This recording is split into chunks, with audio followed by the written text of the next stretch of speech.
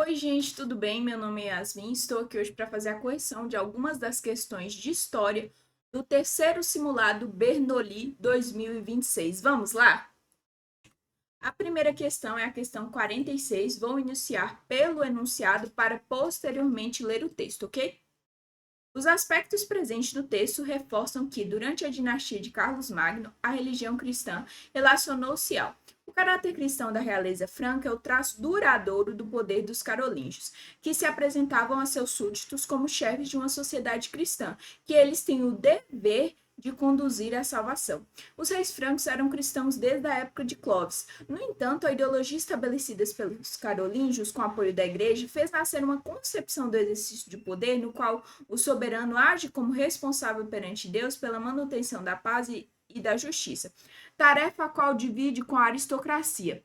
Essa concepção imperial, essa concepção está na base do restabelecimento da unidade imperial, com a coroação de Carlos Magno no Natal de 800, mas também na base de guerras levadas a cabo pelos carolíngios contra aqueles que designavam bárbaros. Nesse sentido, a barbárie tornou-se sinônimo de paganismo e um cimento importante para a nascente ideia de cristandade. O que os textos estão te falando é que o rei, neste momento, não que não antes não tivesse essa função, mas neste momento fixa-se de uma forma maior essa função espiritual. Esse é o rei como um guia espiritual. Tanto que em dois trechos bem claros do texto ele fala isso, né? Eles têm o dever de conduzir seus súditos à salvação, nesse primeiro trecho aqui. E nesse segundo trecho fala que o soberano age como responsável perante Deus pela manutenção da paz e da justiça. Então, esse rei, além de ter a sua função administrativa de representar ali o poder e de cooptar aqueles súditos, ele faz isso agora por meio da religião também, porque ele se apresenta diante desses fiéis como um guia para a representação religiosa, entende? Então, eles servem como guias espirituais. Então, é dessa forma que o texto te fala. E a partir disso, o texto fala que qualquer coisa que assumisse algo diferente, uma cultura diferente daquela conhecida, seria considerada bárbara. Então, essa barbárie relacionada ao paganismo, o paganismo seria qualquer coisa que fugisse do cristianismo, entendeu? Justificativa divina, o texto destaca que a ideologia carolíngia representava o soberano como responsável perante Deus pela condução da sociedade cristã. Isso vinculava o poder político diretamente à autoridade divina. Então, a igreja e o Estado estavam muito interligados, no sentido que o rei representava uma forma de consolidar o modo de vida cristão, entendeu? De ele conseguir que aquelas pessoas seguissem a religião cristã. Porque além de ser vantajoso para a igreja, porque consegue cooptar mais fiéis, é vantajoso para o Estado, para o rei, porque ele consegue que essas pessoas tornem-se mais manipuláveis, porque a fé torna o ser humano vulnerável, porque é algo muito subjetivo, muito pessoalizado, o que automaticamente te faz ser mais vulnerável diante de certos acontecimentos, ok? Vamos às alternativas. Isso é essa religião que se relacionou-se à legitimação do poder imperial, exatamente esse legitimar que fala na alternativa A, é atestar que aquele poder era válido, entende? Então, essa legitimação. Então, a alternativa A está correta. Esgotamento da relação vassálica? Não, em nenhum momento se fala aqui de que a relação vassálica se finalizou por conta disso. Então, não fala dessa relação. Nem se cita a relação vassálica, né? Desestabilização da política carolíngia? Não. Pelo contrário, né? É uma fortificação dessa política, porque a partir do momento que essa política funciona e é benéfica tanto para o rei quanto para a igreja, então tem sim um fortalecimento, né? Enfraquecimento da nobreza franca também não. Em nenhum momento do texto dá-se a entender que isso iria enfraquecer a nobreza e também a gente sabe que não enfraqueceu a nobreza. Como eu falei, torna essas pessoas mais vulneráveis e suscetíveis a um tipo de manipulação, porque elas acreditam que essa vinculação espiritual faz com que você não possa questionar o rei, porque aquele rei está te guiando no caminho de Deus, entende? Fragmentação do Império Carolíngio? Também não. Em nenhum momento do texto entende-se que isso também levou a uma fragmentação do Império. Seria extrapolar exageradamente o que o texto te traz, porque em que parte do texto entende-se que isso levaria a uma fragmentação? Entende?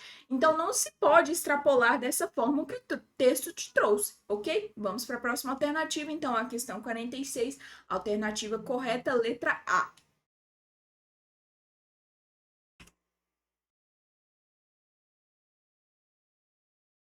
Questão 48. A arquitetura dos movimentos do barroco são descritos no texto como a suntuosidade decorativa no interior das igrejas, inclusive, completa e acentua o aspecto monumental da arquitetura religiosa em Minas. E por não se restringir a um estilo artístico e designar também formas de pensamento, pode-se falar que a existência de uma mentalidade barroca na Minas ou oitocentista.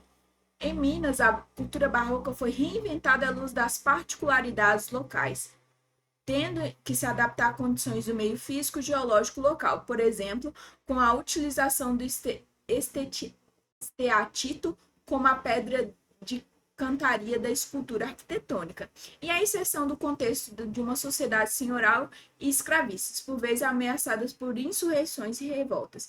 Desde seus primórdios, a história de Minas caracteriza-se essa efervescência mental que associa a busca obstinada de riqueza oferecida pelo solo, à insubordinação e ao espírito reivindicativo. Aqui não falta, por outro lado, um acentuado labor artístico. Então, o que o texto está te falando é que vários são os motivos para que esse barroco em Minas tenha estilo tão específico e com tantas particularidades, como o texto próprio te fala, né? Nesse trecho aqui que eu grifei. Então, o que o texto está te falando é que ele cita, né, algumas das particularidades pelas quais levaram ao Barroco de Minas ter aquele estilo tão pessoal.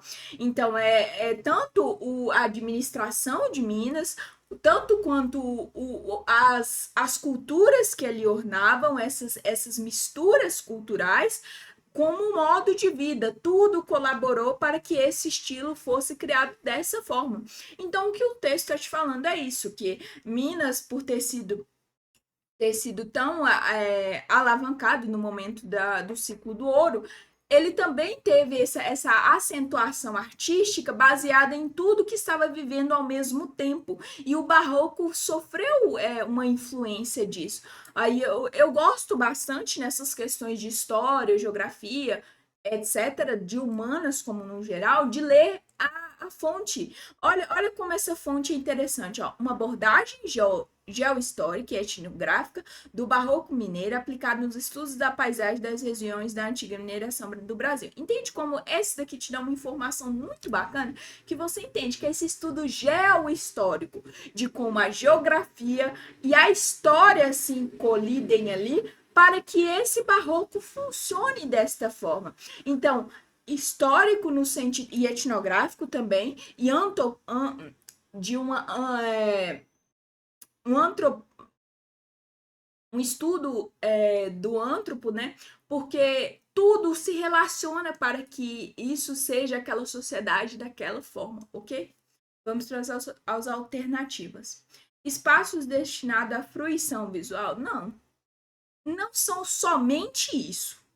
Entende? O Enem tem muito disso, como você já sabe, que às vezes uma questão ela não está incorreta, mas ela não responde o enunciado, ou ela não responde o enunciado de uma forma completa.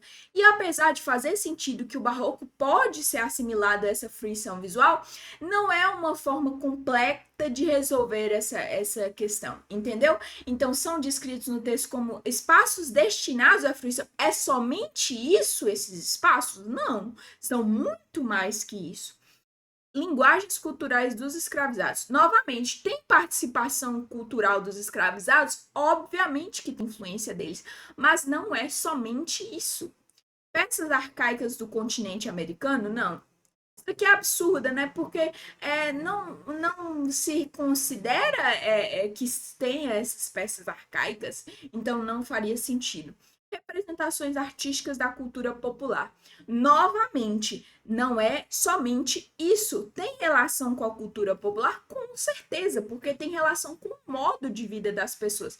Mas é somente isso que faz que o barroco é descrito? Não. Neste texto, não. Síntese socioculturais de uma sociedade mineira, exatamente. Responde de uma forma completa, responde de uma forma que não haja dúvida, responde de uma forma sintética tudo o que o texto disse. Síntese de sócio no sentido de como aquela sociedade funcionava, de como aquelas pessoas viviam e de como isso influenciou a arte, e dessa cultura também, da cultura vinda das pessoas escravizadas, dos indígenas e dos europeus, e de toda essa mistura, ok? Então, questão 48, a alternativa correta é a letra E. Próxima questão é a questão 50. O texto 2, ao tratar-se do continente africano, desbanca a visão do texto 1 quando. Tá vendo que ler o enunciado já te guia para uma ideia? Tá falando, então, que esse texto aqui tem uma visão e que esse texto tem outra visão. Já dá para tirar isso do enunciado. E que esse texto, o segundo texto, desbanca a visão do primeiro. Então, eles estão divergindo sobre alguma visão. Então, tudo isso a gente já entendeu sem ter lido os textos. Hegel dividiu a África em 3 partes distintas. A África setentrional, aberta ao meridiano e ligada à Europa, e B, o Egito, que tira a sua existência do Nilo e destinada a tornar-se um centro de grande civilização autônoma. E a África propriamente dita, fechada em torno de si e desinteressada de sua própria história. Essa África dita negra, Hegel vai excluir da totalidade da história universal. E disse respeito que o homem da África negra vive no estado de barbárie e selvageria que o impede ainda de fazer parte integral da civilização. Então, aqui, nesse primeiro texto, você já percebe que o filósofo Hegel, né, ele deixa uma visão extremamente eurocêntrica e que colabora para essa visão de que as pessoas do continente africano não possuíam esse princípio de civilidade, porque na cabeça dessas pessoas o conceito de civilização só seria válido se fosse perante ao padrão europeu.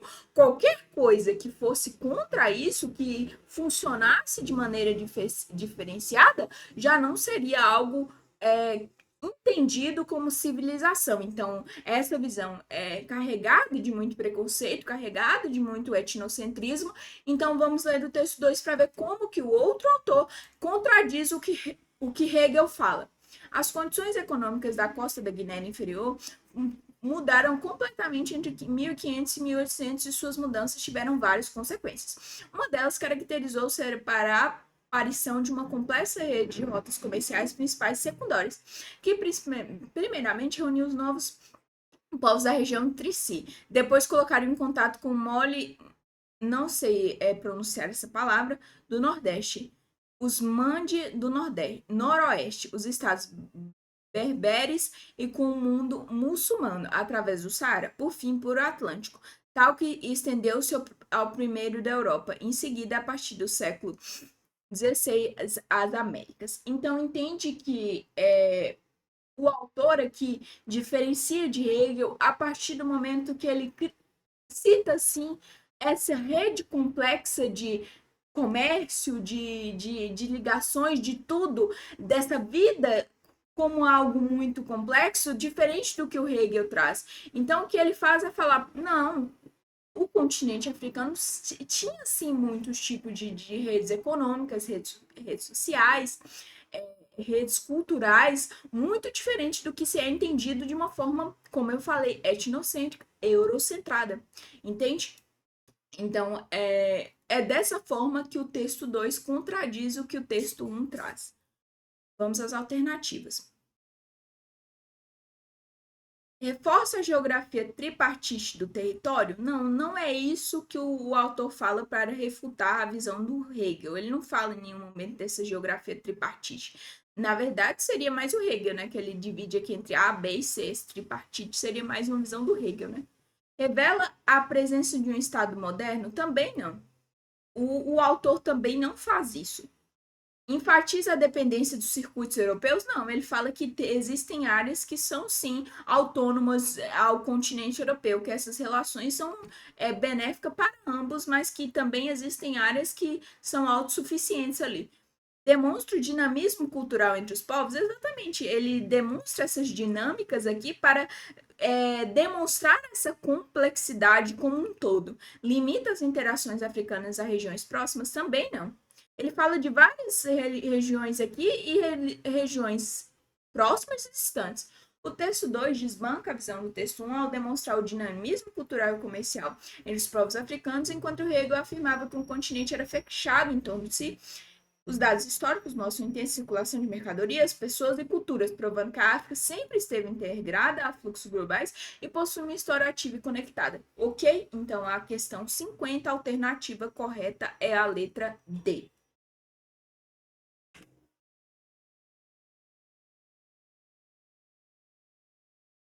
Questão 52.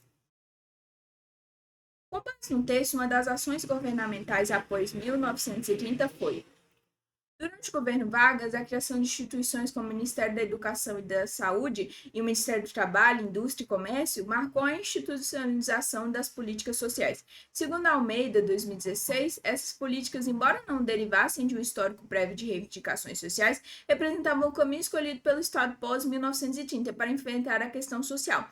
A reorganização administrativa do início do governo Vargas impactou diretamente a área da saúde ocupacional, sendo que a inspetoria da Higiene Industrial e Profissional do Departamento Nacional de Saúde Pública migrou para o MTIC pelo decreto número 19.495 e logo em seguida para o Ministério dos Negócios da Educação e de Saúde Pública, conforme o decreto número 19.519. A subordinação à expansão da saúde pública contribuiu para fortalecer a prevenção de doenças ocupacionais.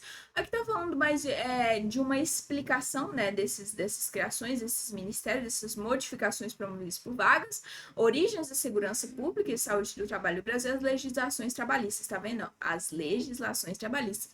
Ponte deixando claro que o foco aqui é como essas legislações trabalhistas influenciaram e se vinculam a essa segurança e saúde pública no trabalho.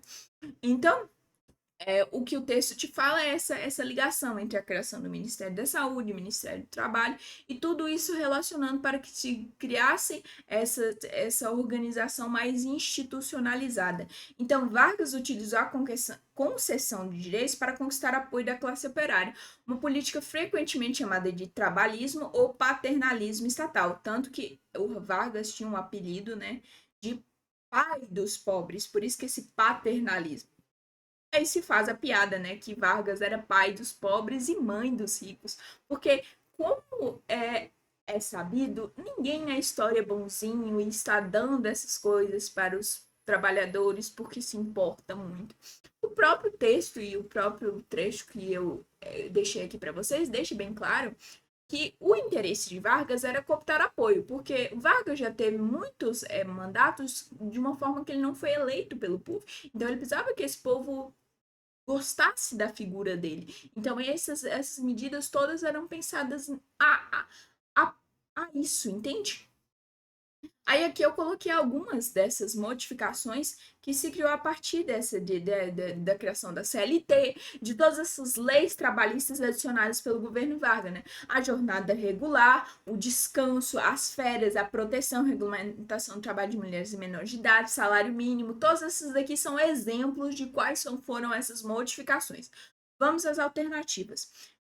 Com base no texto, uma das ações governamentais após 1930 foi uma das ações governamentais. Vamos às alternativas.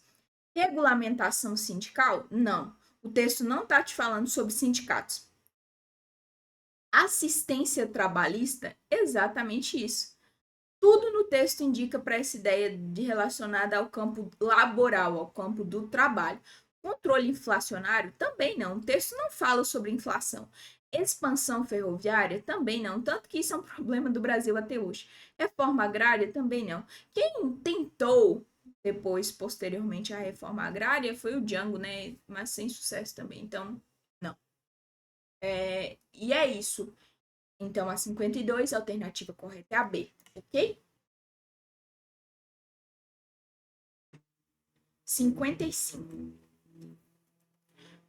Como descrito pelo texto, as ações do Estado no contexto do mercantilismo visavam assegurar um. Adam Smith praticamente inventa a escola mercantilista. Na verdade, um conjunto de políticas, artigos, panfletos, propaganda, etc. Ao sistematizar o livro, os seus pontos centrais antes de combatê-los. Segundo ele, tornou-se necessariamente o grande objeto da economia política dos mercantilistas, diminuir tanto quanto possível a importação de produtos externos para consumo doméstico, aumentar tanto quanto possível a exportação do produto da indústria doméstica. Seus dois grandes mecanismos para enriquecer o país, portanto, eram restrições sobre as importações e incentivo às exportações. Ao Estado caberia, então, intervir na vida econômica de forma a garantir a ação de indivíduos que engendrasse o maior acúmulo possível de metais para a nação. Então, aqui está falando dessa definição mercantilista no sentido de que deveria aumentar as exportações, que é o que se vende, as exportações, e diminuir as importações, que é o que se compra.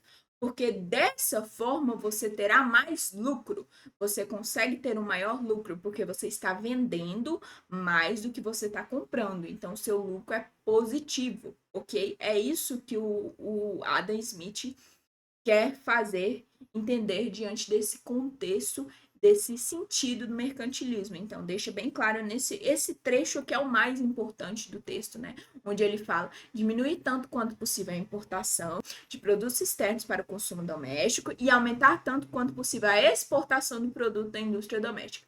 Diminuir a importação, reduzir a compra de produtos externos. Aumentar a exportação, incentivar a venda de produtos da indústria doméstica para fora, acúmulo de metais. O objetivo final da dinâmica era garantir que entrasse mais riqueza, ouro e prata no país do que saísse, o que hoje a gente entende como se fosse, por exemplo, PIB, né? Produto Interno Bruto. Então, seria essa riqueza que o país produz, né? Perdão. Então, tudo isso para explicar essa definição mercantilista. Assegurar uma reprimarização da economia europeia? Não, não se fala de uma reprimarização. Se fala de uma modificação para que se tornasse mercantilista, né? Descentralização das indústrias locais? Também não. Não se fala disso. Escoamento de metais preciosos? Não. Era que você obtesse mais metais preciosos. Superávit da balança comercial? Exatamente. Esse superávit é isso que eu falei, né? A balança comercial está positiva no modo que você tem um maior lucro. Então, esse lucro seria baseado em você vender mais e comprar menos, obter mais ouro e aumentar a riqueza do seu país, ouro e metais preciosos. Dessa forma, você teria o superávit da balança comercial, que é ter uma balança comercial positiva. Reserva de recursos bélicos? Não, aqui não está falando de recurso bélico. Recurso bélico seria logísticas de guerra, né? Como, por exemplo, armamento, essas coisas relacionadas a conflitos de guerra. Não, aqui está falando especificamente na questão econômica, ok? Então, a questão 55, a alternativa correta é a letra D. Questão 57. Qual a aspecto da República Oligárquica, segundo o incerto, é influenciado pelo movimento eugenista. A eugenia encontrou seu lugar na nova Liga Brasileira de Higiene Mental, fundada na capital do Rio de Janeiro em 1922 por Gustavo Heidel, diretor da colônia de psicopatas do Engenho de Dentro. Eu tava vendo se eu realmente li certo, que eu não me recordava que era Psicopatas do Engenho de Dentro. A liga foi organizada em 12 seções ou comitês permanentes, cada um com 10 membros, além de 12 representantes regionais e 12 membros correspondentes brasileiros. O objetivo original era promover a nova psiquiatria para ampliar o escopo da profissão psiquiátrica da vida cotidiana, realizar um programa de higiene mental, particularmente para pobres e criminalmente insanos. Então, esse movimento aqui e o movimento da eugenia como um todo é entender que existem grupos que são superiores aos outros e que esses grupos que são entendidos como inferiores devem ser diminuídos até o momento que eles sumam totalmente daquela sociedade. Então, é isso que a eugenia promove.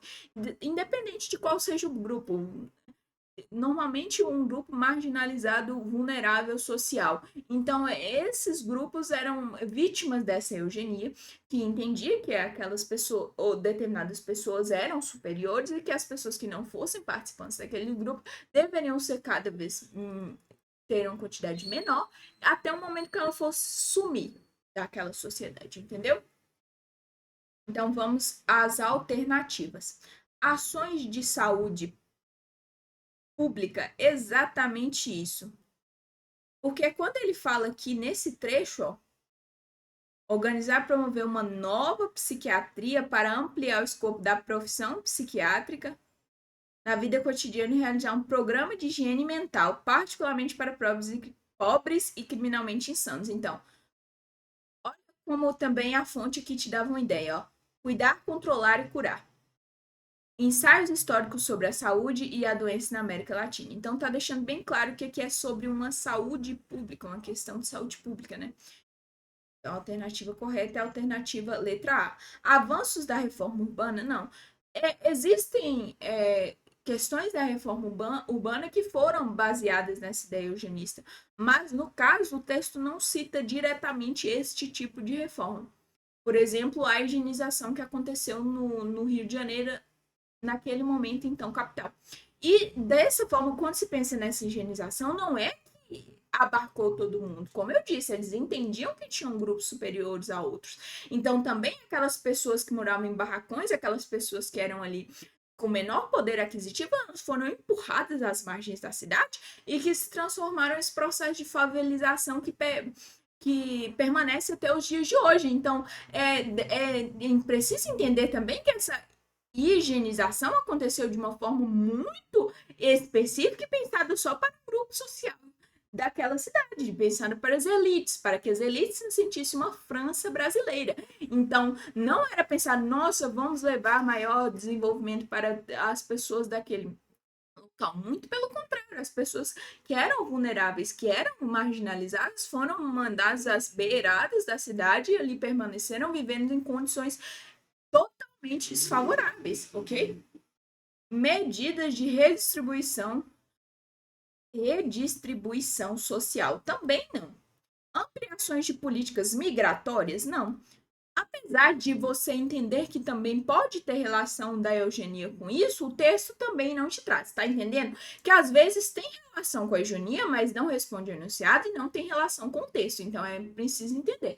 Porque às vezes você se relaciona muito a eugenia com a ideia de branqueamento que aconteceu no Brasil, né? Que era aquele incentivo às migrações para que chegassem mais pessoas brancas no Brasil e que aos poucos acontecesse esse branqueamento populacional. Então tem a ver com a eugenia, mas não tem a ver com especificamente esse trecho. E o enunciado está pedindo para você analisar o trecho. Estratégias de controle de força de trabalho, novamente, entende-se que aconteceu isso de diferentes formas, mas também não é o que o texto te fala, ok? Então, a questão 57, a alternativa correta é a letra A, ok? Questão 60. Ao analisar os processos históricos do Segundo Reinado, os autores destacam: nas cidades, os negros de ganho, os alugados ombreavam com os artesãos livres. Havia de todos os ofícios: sapateiros, carpinteiros, funileiros, alfaiates, carregadores, vendedores ambulantes. Alguns senhores viviam de aluguel de seus escravos. Outros mantinham no ganho grande número de cativos. Os negros saíram pela manhã para seus afazeres, voltaram à noitinha para entregar o senhor que tinham ganho. Se não traziam uma quantia considerada razoável, era castigado. Até 1885, pouco mais de 10 mil haviam sido libertos em todo o Império pelo Fundo de Emancipação, enquanto as alforrias concedidas espontaneamente por particulares subiam de 60 mil. As alforrias multiplicavam, libertavam-se os escravos por ocasião das festas de batizado, casamento, formatura e outras comemorações. A mobilização dos trabalhadores nacionais do século, dispersos das faixas da economia de subsistência, não pode realizar-se, ou talvez tenha ocorrido numa escala muito reduzida, insuficiente para satisfazer a demanda. A única região em que havia um estoque significativo de trabalhadores em condições a ser aproveitado no sul era o Nordeste. Todavia, essa população foi atraída para a expansão crescente da exploração da borracha e da Amazônia, paralelamente ao desenvolvimento da demanda de mão de obra da zona de café. Cresceu também a demanda da região da borracha. Ambos os autores focam em como a economia brasileira estava se reorganizando naquele momento. O termo forças produtivas se refere-se à combinação dos meios de produção, ferramentas, terras, tecnologias, com a força do trabalho humano. Ao destacar a diversificação de atividades urbanas, o texto 1 fala mais de atividades urbanas e as migrações internas para atender os ciclos econômicos específicos, como o caso do ciclo da borracha, que aqui o texto cita, né? Os textos evidenciam a transformação de como e por que a riqueza era produzida no país naquele período. Então, aqui fala muito de como essas alforrias movimentavam muito várias quantias, tanto esses negros de ganho, que se cita aqui na cidade, os negros de ganhos alugados ombreavam os artesãos livres, e como isso fundamentava esses valores. E aqui está falando de como essas pessoas migravam para ciclos específicos, como o caso que eu falei do ciclo da borracha. Vamos às alternativas. Ao analisar os processos históricos do Segundo Reinado, os autores destacam: os primórdios da industrialização nacional? Não é os primórdios da industrialização nacional. Então, não está correta essa alternativa. A desagregação das regiões brasileiras? Também não. Não está falando aqui de uma desagregação, de uma fragmentação. Está falando que essas pessoas, às vezes, migravam para outros territórios, mas que não necessariamente esses territórios estariam se separando, desagregando de alguma forma. Então, não faz sentido. As modificações das forças produtivas? Exatamente. Tanto no meio urbano, quanto nessas formas dos ciclos, né? A melhoria das condições trabalhistas também não. Em nenhum momento você entende que se existia uma melhoria trabalhista, tanto porque no primeiro texto se fala de pessoas escravizadas e logo após pessoas alforriadas, e essas pessoas alforriadas não recebiam qualquer tipo de melhoria trabalhista, porque apesar de alforriadas, elas seriam jogadas ao mundo sem qualquer reivindicação histórica pelo que elas passaram. Então, não faz sentido. A formação do mercado consumidor também não. O texto não foca nessa formação do mercado consumidor, ele foca mais em como essa economia funcionava, ok? Então, a questão 60, a alternativa C é a correta. Questão 64. O texto reforça o aspecto das pregações de Lutero, que se caracteriza por o comprometimento do Lutero e do quadro econômico alemão, atraindo o apoio da nobreza, príncipes, refletiu poderosamente suas pregações. São as seguintes afirmações: a maior infelicidade da nação alemã é, sem dúvida, o tráfico de dinheiro. O demônio inventou, e o Papa, dando-lhe a sua sanção, fez o mundo um mal incalculável. O comércio com o estrangeiro, que traz mercadores de Calcutá, da Índia e de outros lugares, que leva dinheiro do país, não devia ser permitido. Teria muito a dizer sobre os sindicatos comerciais, lá onde encontram cupidez e injustiça. Então, aqui o Lutero está falando especificamente do problema que ele via nessa relação econômica aqui promovida pela igreja e que ele também discordava. O Lutero discordou de muitas coisas da igreja, então esse é só mais especificamente outra coisa que ele está questionando, e por isso que ele conseguiu o apoio dos príncipes nesse sentido aqui, quando ele fala do tráfico de dinheiro, né? O demônio inventou e o Papa, dando licenção, fez um mal incalculável. O comércio com o estrangeiro que traz mercadorias da Índia e de outros lugares, que leva dinheiro do país. Então, que eles trazem coisas, mercadorias, mas levam todas as riquezas desse país e que não seria favorável. Então, o Lutero critica a igreja nesse sentido. Ele fez outras várias críticas, como as indulgências, as vendas de artefatos que seriam entendidos como partes de coisas de Cristo, por exemplo, vendiam-se pedaços de que eles diziam que seriam a coroa de Cristo. Então, tinha várias outras coisas que Lutero criticava e questionou da Igreja Católica, porque ele era um participante da Igreja Católica anteriormente ao processo de revolta dele diante daquilo, e o texto foca nesse sentido econômico aqui, ok? Vamos às alternativas.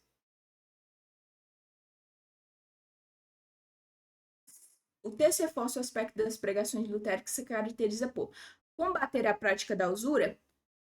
Não. Quem fazia isso, na verdade, era a Igreja Católica.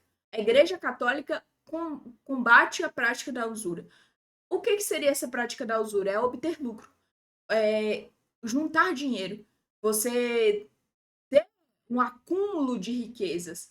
Então, a igreja não era a favor disso. Então, na verdade, quem combatia a prática da usura era a Igreja Católica. Adaptar os princípios católicos. Não, ele não adaptou os princípios católicos. Quando ele questiona a Igreja Católica, ele cria novos princípios. Então, não é necessariamente a adaptação, mas uma mudança quase que total ali. Extrapolar a dimensão religiosa? Exatamente, porque o que seria extrapolar a dimensão religiosa? É justamente isso, falar de um campo econômico diante da religião. Então, extrapola somente a dimensão religiosa. Você vai para outro campo, que é a economia, então extrapola essa dimensão religiosa. Então, essa crítica dele faz isso, ok? Essa questão tinha sim como ficar bastante confuso. No momento da prova eu também fiquei confusa. Então eu acredito que seria importante que você entendesse que esse extrapolar é entendido como a forma dele ser capaz de falar sobre outro assunto além da religiosidade em si, ok? E de que isso se relaciona sim com a religiosidade, mas que faz parte de outro âmbito, entendeu? Não é que não se relacione, é que faz parte de outro campo, o campo da religião e o campo da economia. São campos diferentes, extrapolam um campo do outro, mas que eles ainda têm uma relação, entendeu? Incitar o conflito com estrangeiros. Não, o, o, o Martinho Lutero não faz isso nesse momento, não faz sentido, alternativa absurda, né? Defender a secularização da política também não. Porque se ele defendesse isso, ele entenderia que dessa forma o Papa não poderia interferir na política, mas nem ele mesmo poderia interferir na política, porque ele é religioso, então não faria sentido. Essa alternativa também não faz sentido com o que ele está querendo dizer aqui. Então, a questão 64, a alternativa correta é a letra C. Questão 65. O fenômeno destacado pelo texto se caracteriza pela, segundo o curador de exposição Rafael, a mistura religiosa afro-brasileira conseguiu fundir doutrinas e crenças heterogêneas, ou acomodar diferentes elementos filosóficos, culturais e linguísticos, diante de um sistema colonial no qual não havia margem para a liberdade de culto. Por meio das associações comuns entre as culturas africanas e católicas, temos os irmãos médicos mártires São Cosme e Damião, secretizados aos gêmeos e begis da cultura iorubá, destaca ele. Então aqui o que esse trecho aqui, ó, deixa bem claro que é esse sincretismo religioso, como eu falei em outras aulas, esse sincretismo religioso é a capacidade de uma religião e outra fundir-se para ter as identidades delas dentro daquela única forma. O exemplo que eu sempre dou é uma Umbanda, que ela tem referências católicas e tem referências de religiões de matriz africana. Então, é uma religião fundida sincreticamente a partir dessas duas culturas. Então, eles faziam, essas pessoas escravizadas utilizavam muito disso porque as religiões deles não poderiam ser aferidas como naquele momento ali, eles não poderiam usar da sua fé diretamente. Então, eles faziam esse sincretismo, como o texto fala, esse fundir, para que fosse possível eles conseguirem incluir a parte da religião própria a eles, entendeu? Então, isso era uma forma de tornar possível eu viver minha religião mesmo diante de uma não liberdade a um culto, porque não existia uma liberdade a ir contra a religião cristã, ok? Então vamos às alternativas. Alternativa A: fusão de tradições religiosas? Exatamente. O que é o sincretismo? Essa função de tradições religiosas. Pode ser de crenças heterogêneas, de culturas, de elementos, de filosofias, de linguísticas totalmente diferentes, sendo fundidos ali para algo comum. Perpetuação de mitos cristãos? Não, porque não seria algo somente cristão. Tem a parte de ambos, né? Então, não. Incorporação de rituais sagrados? Mas de que rituais sagrados? Incorporação de rituais sagrados africanizados ou rituais sagrados cristãos? Então, aqui não deixa muito específico, fica meio vago essa alternativa. Então, fica assim, incorporação de rituais sagrados, mas não fica claro. E também, se for, não é somente incorporar um ritual sagrado que torna algo sincrético, de como o fenômeno destacado, né? O fenômeno destacado pelo Rafael nesse texto, né? O curador da exposição, esse sincretismo. E o sincretismo não é somente incorporar rituais sagrados, é incorporar diferentes rituais sagrados, perdão. Ressignificação de doutrinas ocidentais? Também não. Não é uma ressignificação, é uma mistura. Hierarquização de festividades ecumênicas? Não. Não existe uma hierarquia. Ali são duas religiões se misturando de uma forma igualitária, de uma forma equitativa. Então, não existe essa religião aqui é mais importante, essa daqui é mais importante, essa teve mais colaboração, essa teve mais colaboração. Não. É o todo que forma aquela síntese final, que é o que a gente entende como algo sincrético, ok? Então, a questão 65, a alternativa correta é a letra A. Questão 66. A Ilha de São Tomé se torna um laboratório para futuras experiências coloniais portuguesas. Mudanças brotadas na Ilha de São Tomé influem na política ultramarina. O ensinamento será incorporado aos regimentos das futuras capitanias sul-americanas. Poderes amplos e regalias diversas contemplam os donatários para levá-los a investir nas lonjuras da terra de Santa Cruz. Colônia açucareira, plataforma giratória da frota negreira.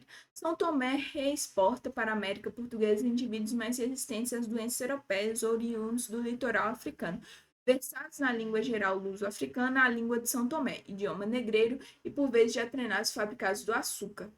Para o colonato são tomense, traficar negros torna-se mais interessante do que plantar cana. O que o texto está trazendo é como essa localidade da Ilha de São Tomé tem uma administração que colabora para que você entenda um todo, entende essa administração, tanto quanto política, econômica, ali de tudo, do idioma, de formas de vida, de também dessa administração das capitanias. Então, aqui, ó, economia açucareira. Ele já operava como uma economia baseada na produção de açúcar, que era o ciclo do momento. Tráfico de escravizados funcionava como plataforma giratória para o comércio de pessoas escravizadas, fornecendo mão de obra já treinada e resistente. Modelo administrativo, o regimento de capitanias sul-americanas incorporou os ensinamentos e a estrutura de poder donatários com amplos poderes testados em São Tomé. Então, entende que você falar que São Tomé é um laboratório, o que se faz em um laboratório? Você testa algo. Então, se testa esse tipo de administrativo específico em São Tomé para que posteriormente entenda transformar esse modelo em um todo. Vamos às alternativas.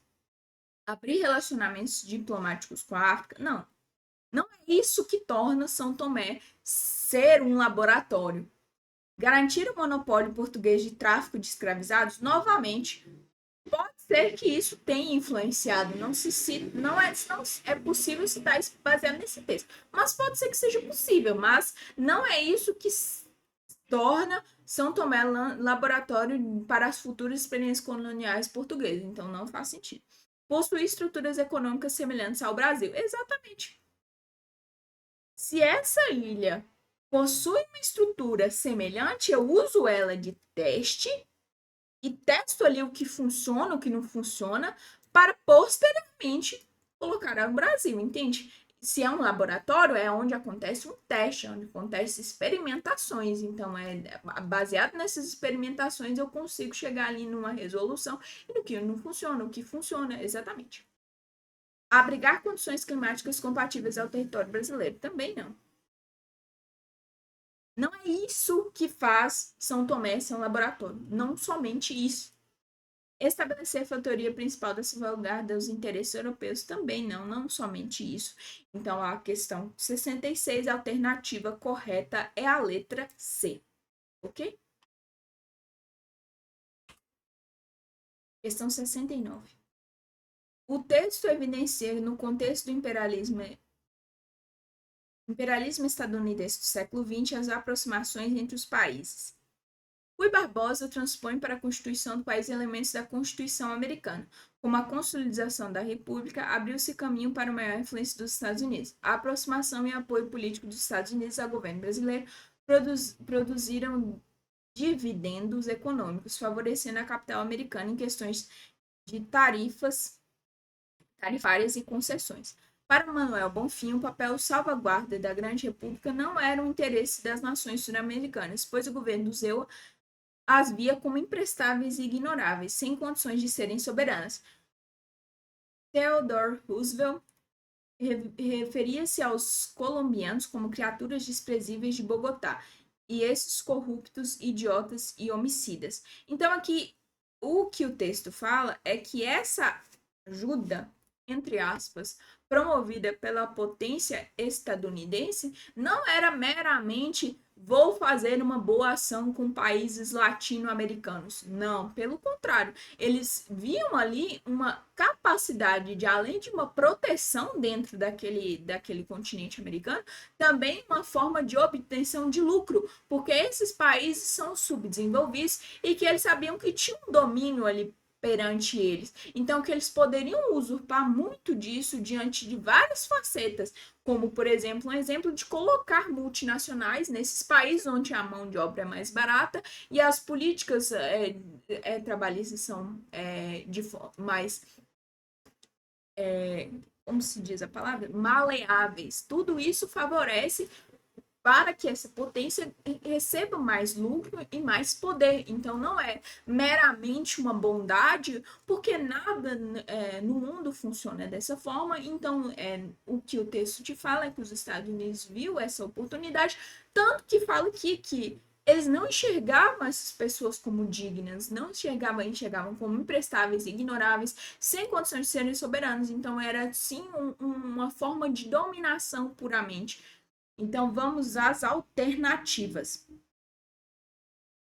As aproximações entre os países promoveram trocas culturais? Sim. Essa aproximação promoveu isso como uma consequência? Oh, perdão. Não era para eu fazer isso aqui. Sim, promoveu, mas não é a resposta, perdão.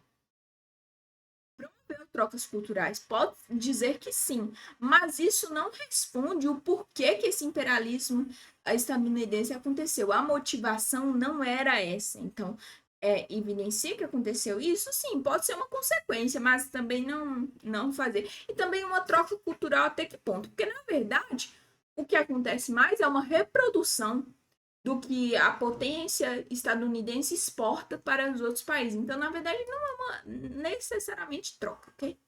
Escondia relações desiguais, exatamente. Como eu falei, era aquela potência desenvolvida perante a países subdesenvolvidos. Então, escondiam, era entendido de uma forma ideal como uma relação ali mutualística e que faria sentido para ambos, mas na verdade o que se fazia era uma potência controlando como marionetes países subdesenvolvidos.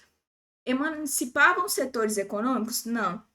O que acontecia aqui não é isso, na verdade é tornar esses setores econômicos dependentes. Aprimorar estruturas diplomáticas? Não. Isso daqui não faz necessariamente que se aprimoravam estruturas econômicas, diplomáticas, perdão, não. Fortalece instituições latino-americanas? Também não. Isso daqui, esse imperialismo americano, não influencia nisso. Pelo contrário, né? Então não faz sentido falar isso, ok? Então, a questão 69, a alternativa correta é a letra B. Vamos para a próxima questão. Questão 73. Qual a característica da pecuária do Brasil colonial apresentada no texto? A colonização das capitanias do norte do Brasil colonial após a expulsão neerlandesa na segunda metade do século XVIII e primeiros anos do século século XVII e século XVIII.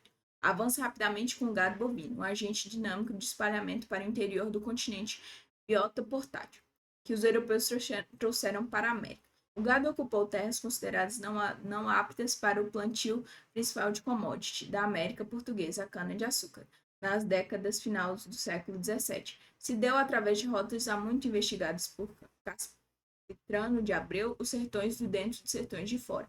Estes como investiças a partir de Recife, acompanhar de rotas mais próximas do litoral até alcançar, adentrar a Jaguaribe da capitania de Ceará Grande, aquelas investidas a partir de São Francisco até alcançar o rio Parnaíba do Piauí.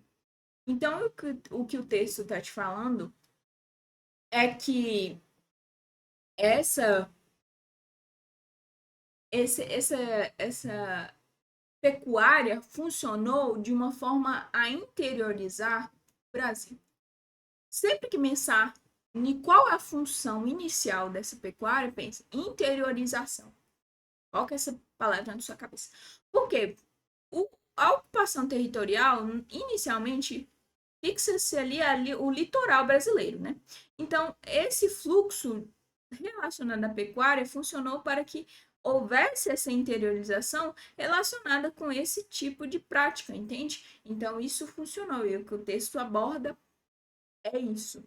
Ocupação das terras. O gado ocupou áreas não utilizadas pela cana-de-açúcar que se concentrava no litoral, como eu disse. Expansão geográfica. O texto menciona avanço pelos sertões de dentro e sertões de fora, alcançando lugares como Ceará e Piauí. Tanto que essa interiorização funcionou também para que isso mais para o Nordeste, chegasse até o Norte. Papel histórico, diferente da economia açucareira, era voltada para fora e litorâneo. A pecuária foi fundamental para a interiorização e a integração do território brasileiro durante o período colonial. Então, se esse povoamento, essa ocupação estava localizada no litoral, a partir do momento que ela avança, vai avançando tudo que tem relacionado a esse tipo de ocupação, entende? Então, é isso que o texto está te falando. Vamos às alternativas. Alternativa A, atividade indígena? Não é centrado nisso, né? Então, não é uma característica que se cita. Papel interiorizador? Exatamente. Não é que toda questão sobre pecuária a resposta vai ser interiorização, mas normalmente o que se apresenta é esse aspecto, entendeu? Então, às vezes, se você ficar em dúvida, faz sentido você pensar nessa perspectiva. Financiamento estatal? Não. Produção exportadora? Também não. É algo mais da subsistência ali brasileira, de como aquela aquela localidade foi se tornando cada vez mais autônoma, né? Porque essa interiorização funciona para isso também. Porque a partir do momento que se ocupa mais áreas, o Brasil vai se tornando mais integrado como uma nação, propriamente dita. Empreendimento sustentável? Não. No texto aqui não se cita isso, a gente sabe que não funcionava dessa forma, mas o texto também não cita. Então, a questão 73, a alternativa correta é a letra B. Questão 76. De acordo com o processo de escrito ocorrido nos séculos XV e XVI, está relacionado a expansão ultramarina portuguesa foi resultado de determinações da coroa, embora grande parte da população tenha se beneficiado dela. Para o povo, a expansão representava a possibilidade de mudança de vida e de libertação de seus esquemas opressores.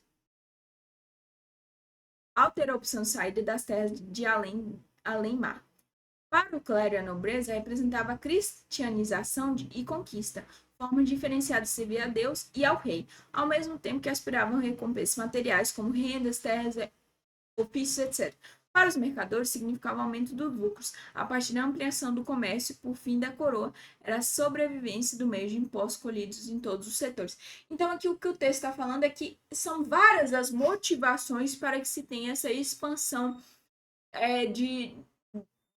essa expansão dessa expansão ultramarina, né? Essa expansão marítima. Então, são várias as motivações. Primeiro, a motivação populacional dessa mudança de vida, né? Desses esquemas opressores.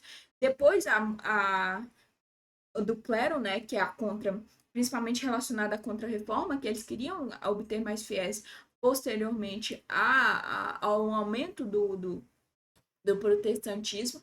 Então, era importante que eles captassem mais fiéis novamente para a Igreja Católica.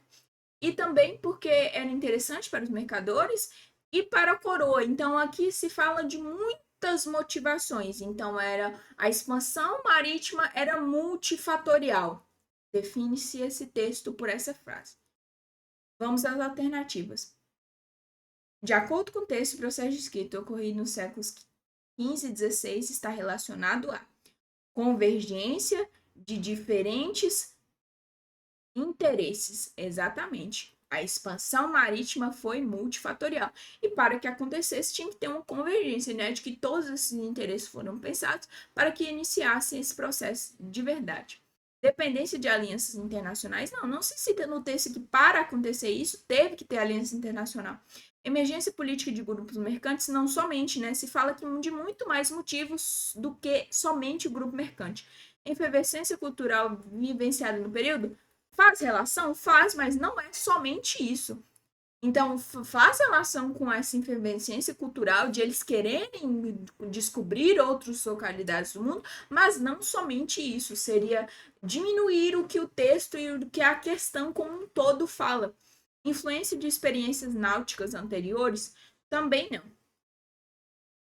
Porque aqui está falando mais desse início, mais. Então, não é influência de experiências náuticas, porque não se tinha muita experiência ainda. Ok? Então, a questão 76, a alternativa correta é a letra A. Questão 78. No trecho apresentado, destaca-se como característica do Renascimento. Característica do Renascimento. A perspectiva foi fator transformador na arte desse período. Na matemática renascentista, dominava a geometria, que tinha como função descobrir proporções harmoniosas dentro da natureza daquilo que criado pelo homem, tanto no céu como nas proporções dos astros, quanto na terra, com a perspectiva. Até o século XV, a arte bizantina, românica e gótica tinham como principal funcionalidade aproximar as pessoas da religiosidade, visto que a leitura da palavra sagrada era restrita aos membros do clero.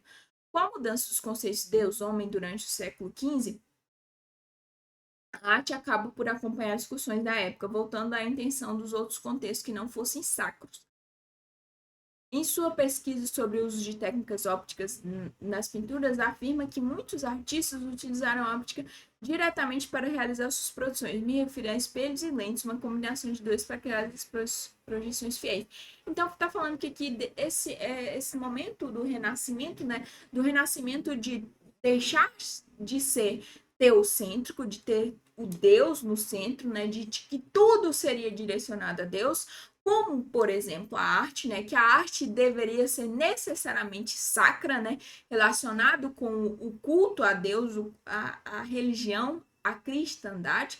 E aí, no Renascimento, torna antropocêntrico, onde o homem volta ao centro, e que eles podem ter esses avanços no sentido de usar esses avanços, como, por exemplo, da óptica na pintura, mesmo que não fosse um cunho necessariamente religioso, ok? Então, é isso que o texto está te trazendo, essa ideia do Renascimento de deixar de ser aquele período teocêntrico para um período antropocêntrico, ok?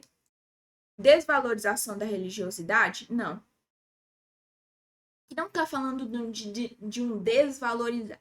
Não quer dizer que você mudando o foco, você está desvalorizando. Quer dizer que você está ampliando o que aquele modelo te proporcionava anteriormente.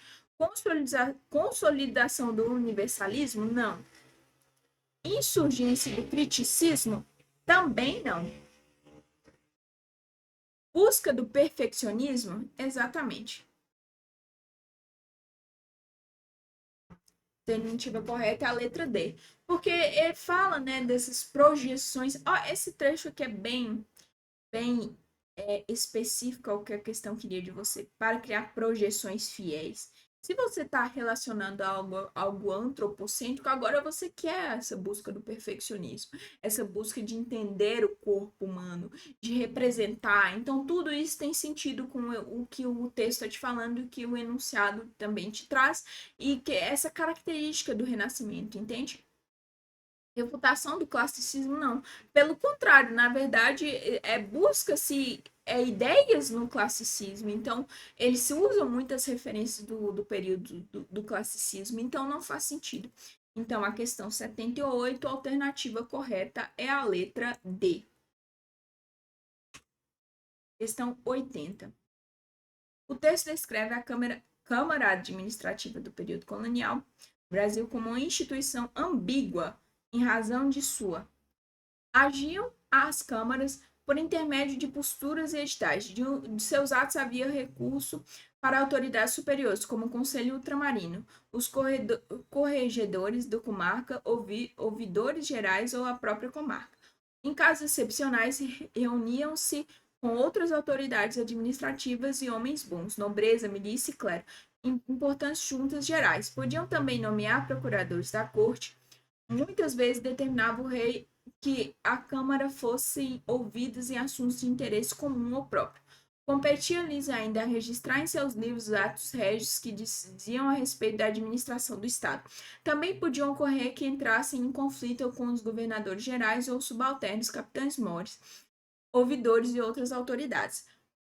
Várias vozes foram, por seus excessos, censurados pelos reis, mas também, em outras ocasiões, prevaleceram seu ponto de vista. Explica-se que essa atitude de relativa liberdade pela dinâmica que se encontravam, pelas dificuldades dificuldade de comunicação então vigentes, fraqueza dos governantes e seus propostos a que teoricamente deveriam submeter-se. Então, o clímax aqui do texto é esse trecho aqui, ó. Principalmente isso aqui, ó. Explica essa atitude de relativa liberdade. Por que era uma liberdade relativa? Porque em certos momentos essa liberdade funcionava, que o ponto de vista daquelas câmaras administrativas eram realmente considerados, em outros momentos não. Então, por isso que era uma instituição ambígua, porque apesar de cumprir com a função em momentos que eram interessantes para um todo, para o Estado, né? Em outros momentos não. Então, era uma liberdade relativa, não era uma liberdade completa.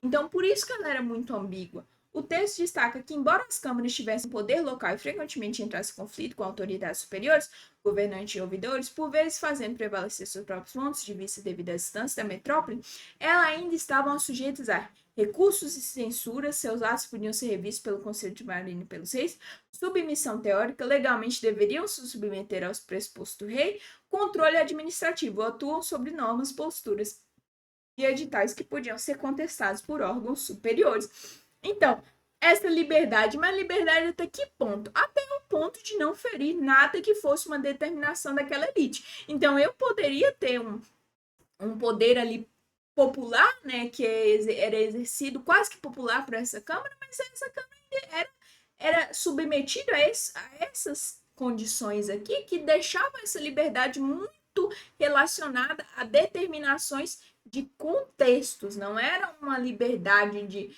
contestar tudo, de ter sua opinião validada de alguma forma. Então, às vezes, não era possível que isso acontecesse por essa instituição funcionar de forma ambígua. Então, vamos às alternativas. Geografia indeterminada? Não. Aqui no texto não está falando que por isso elas eram consideradas ambíguas. Imparcialidade política? Não. Não é por isso que elas são ambíguas. Não quer dizer que é porque elas ora assumiam. Perdão. Não quer dizer que elas não assumiam uma posição que seria imparcial, né? Ser imparcial seria essa passividade, essa imparcialidade de nunca assumir uma posição realmente. Não, eles tinham sim várias posições, tinham sim vários questionamentos, mas o ponto aqui é se esse questionamento era validado ou não. Capitalização colonial? Não. Não está falando que capilarização, perdão, também não quer dizer que essa capilarização seriam tipo uns capilares, né, de redes e que por isso seria ambígua, não. Autoridade precária também não quer dizer que tinha pouca autoridade, quer dizer que eles eram submetidos a outras autoridades. Autonomia limitada, exatamente. Essa autonomia limitada é meio que um sinônimo para essa mesma aqui. Relativa à liberdade, autonomia limitada. Mesma coisa, dita de uma forma diferente, ok? Então, a questão 80, a alternativa correta é a letra E. Questão 81. De acordo com o texto base, a cidadania na polis ateniense, em vista do grande aumento de cifra de cidadãos, tomou-se a resolução proposta por Péricles que ninguém poderia ser admitido a gozar do privilégio sem que fosse estipe citadina, tanto da parte como de pai como mãe. Então, o que no texto está falando que você, para que você tivesse o gozar do privilégio, né, de cidadania, você teria que ser realmente ateniense, né, tanto de parte de mãe como de pai. Então, essa cidadania estaria limitada a essa condição. Então, basicamente, o que o texto te fala é isso. De acordo com os espaços da cidadania na polis ateniense, possuía critérios definidos que excluíam certos indivíduos. Exatamente.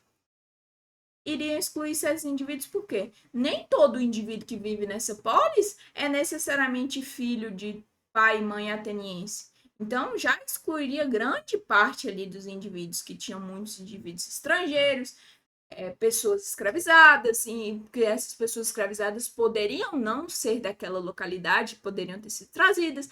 Então, não faz sentido, porque tem os escravos de guerra, né? Então, não teria possibilidade dessas pessoas, ou escravizado por dívidas. Então, essas pessoas não possuíam essa característica, então seriam automaticamente excluídas daquele privilégio da cidadania. Era uma conquista relacionada a feitos da pessoa? Não. É um feito você nascer filho de um pai ou de uma mãe específica? Não. É uma condição biológica, contextual, de uma coincidência, de tudo, né? Não é uma conquista de um feito de uma pessoa, né? Essa alternativa não faz sentido. Se fosse essa alternativa aqui relacionada com o que seria? Se uma pessoa corre tantos metros, por exemplo, se uma pessoa trabalha aquele tanto, se uma pessoa faz isso, faz aquilo, aí ela teria o direito à cidadania. Mas não era isso, era algo intrínseco à pessoa, porque você não escolhe ser filho ou não de alguém, você simplesmente é. Foi ampliado para todos os que viviam em Atenas. Não. Todos que viviam em Atenas eram filhos de pai e mãe ateniense? Não. estavam atreladas ao poder aquisitivo dos sujeitos. Também não. Nesse quesito aqui, não. Esse quesito aqui está relacionado mais a de quem você era filho, né? Então não era de um poder aquisitivo, monetário. Delimitava-se aos moradores de zona urbana. Também não. Aqui no texto não fala isso. Fala que deveria ser admitido e gozado privilégio sem que fosse estirpe citadina, tanto de parte de pai como de mãe. Então não fala se é zona urbana ou rural. Ok? Então a alternativa A, questão 81, a alternativa correta é a letra A. Questão 83. Segundo o historiador Pedro Paulo Funari, a propagação do cristianismo em Roma foi favorecida pelo. A partir do século III, o Império Romano ingressou num período dramático em crise interna com guerras civis duradouras, entre 230 a 260 d.C. A era das conquistas chegara ao fim e houve mesmo uma diminuição do território dominado. Assim, abastecimento de escravos ficou comprometido, desorganizando a economia com dramáticas e consequências sociais e políticas. Muitos romanos, assustados com as consequências da crise, procuraram consolo nas crenças religiosas. A religião oficial já não lhes proporcionava paz de espírito e foram, portanto, procurar certezas e tranquilidades em outras religiões, rompendo com as tradições romanas. O cristianismo era uma das opções e atraiu muita gente, dando esperanças. A esperança da instauração do paraíso na terra, que havia caracterizado a primeira geração de cristãos, foi sendo substituída pela noção de recompensa de vida após a morte. Foi isso que tornou o cristianismo atrativo para mais diversas classes sociais, pois os sofrimentos e as incertezas no presente, o cristianismo contrapunha a esperança e o consolo de uma vida feliz e eterna no fim. Então está falando que posterior a esse momento, o Império Romano ingressou em uma grande crise, uma crise em diversos setores, o que fez com que essas pessoas, a partir desse momento, enxergando aquele problema em todos os setores, não vesse mais sentido naquelas tradições romanas e procurassem explicação daquilo tudo em outras religiões, na qual encontraram isso na religião cristã. Então, nesse momento, a religião cristã começa a ganhar força por conta de ter uma motivação para explicar e dar esperança àquelas pessoas de eu estou vivendo isso, mas é tudo em prol de um propósito maior. Tudo isso vai me ser recompensado e eu vivendo de uma forma coesa, de uma forma baseada nos princípios de Deus, eu vou ter uma vida feliz e eterna depois da minha morte, apesar dessa vida aqui ser de sofrimento. Entende? Essa esperança que eles precisavam, eles encontraram diante da religião cristã. Então, o que o texto está te falando é isso. Então, a propagação do cristianismo em Roma foi favorecida vamos às alternativas, instabilidade do Império Romano Ocidental. Exatamente. Essa instabilidade, essa crise fez com que essas pessoas enxergassem que não fazia mais sentido aquelas tradições romanas e procurassem outras formas de modos de vida ali religiosos. Conversão dos imperadores ao catolicismo? Não. Não foi isso que o cristianismo foi favorecido pelo isso aqui. Não está falando isso. Subversão da estrutura social estabelecida? Não. Não teve uma subversão. Teve uma crise naquela estrutura social. Imposição da fé cristã pelo poder imperial? Também não. Posteriormente acontece isso, mas neste momento não. Difusão de práticas religiosas sincréticas? Também não. Então, nenhuma dessas outras alternativas faz sentido com o que o texto e o enunciado te traz, ok? Então, a questão 83, a alternativa correta é a letra A. Questão 85. Os aspectos trazidos revelam que, na Baixa Idade Média, ocorreu. As cidades progressivamente começaram a associar a função de centros políticos administrativos com a de sistemas urbanos de porte, nas quais se localizavam as feiras, os entrepostos comerciais, os armazéns, as guildas, as manufaturas precursoras da indústria, os bancos e os outros equipamentos urbanos. ao mesmo tempo que assumia novos papéis. A cidade adquiria formas geométricas mais abertas, possibilitando trocas funcionais com o meio rural e surgimento de novas relações de produção. Então, está falando aqui mais especificamente daquele momento de surgimento das cidades, né? Que antes existiam os feudos e eles eram muito fragmentados e aquela forma de vida funcionava de uma forma autossustentável dentro daqueles próprios feudos. Então, a criação da cidade seria esse local onde aconteceriam essas trocas comerciais, essas trocas culturais, esses centros administrativos e políticos. Então, tudo aconteceria na cidade. Então, era isso que a cidade possibilitou no seu momento de surgimento. A dinamização econômica, o surgimento de bancos, guildas e fortalecimento do comércio nas cidades indicam que a economia antes predominantemente agrária e de subsistência, tornou-se mais ativa, monetizada e conectada. Novas relações de produção. O texto menciona o surgimento de novas relações que superavam o isolamento dos feudos, promovendo a integração entre o campo e os novos centros urbanos. Então, esses centros urbanos conseguiram funcionar de uma maneira que tivesse relação entre um feudo e outro, fazendo essas práticas comerciais. Ó. Eu tive tal, por exemplo, aquele feudo teve uma produtividade maior, eles tiveram produtividade maior, consumiram ali o que era necessário para a subsistência e sobrou. Então vai para outro feudo e troca por outro material. Então existiam essas trocas comerciais iniciais que foram possibilitadas pela cidade e, como eu disse, essa dinamização econômica funcionou dentro daquele espaço. Vamos às alternativas. Redução populacional do medievo? Não, teve um aumento populacional, pelo contrário. Consolidação política da burguesia? Faz sentido, mas aqui seria mais um surgimento ali bem da burguesia. Então, não seria uma consolidação. Dinamização da economia medieval? Sim. Uma economia que era fechada e específica aos feudos tornou-se mais dinâmica. Então, a alternativa C é correta.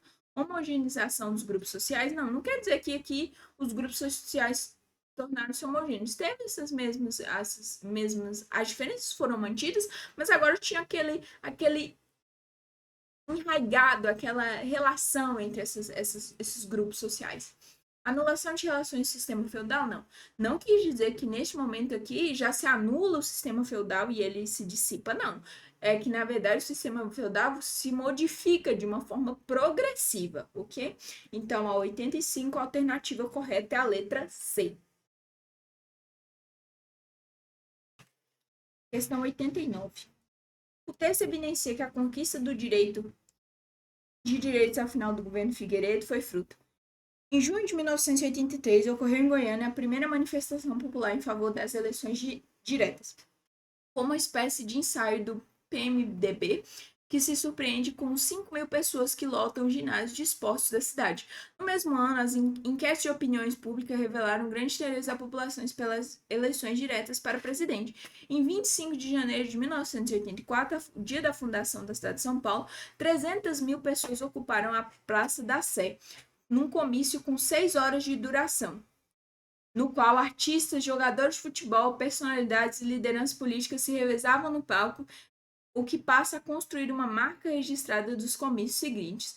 Daí por diante, os comícios espalharam por todo o país, ganhando voz às concessões em mentes dos brasileiros. No Rio de Janeiro, um imenso comício de 10 de abril de 1984 reúne cerca de 1 milhão de pessoas na Candelária, um verdadeiro carnaval da democracia. Está falando aqui de que forma essas pessoas, esses brasileiros, iniciaram essa forma de reivindicar maiores direitos, especificamente nesse momento, as eleições diretas, né? Que eles pudessem votar efetivamente nos políticos posterior ao regime militar. Então, é isso que as pessoas estavam reivindicando, esse carnaval da democracia. Queremos o direito de escolher nossos representantes e não que eles sejam decididos de forma indireta, ok? Então, vamos às alternativas.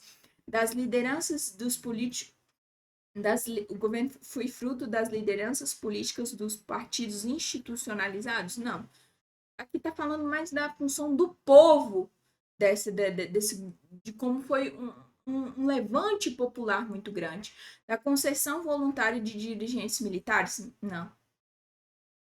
Porque, novamente, se fosse uma concessão, seria novamente uma indicação indireta. O povo não estaria votando. E o que o povo estava reivindicando era diretas já, era um votar no representante.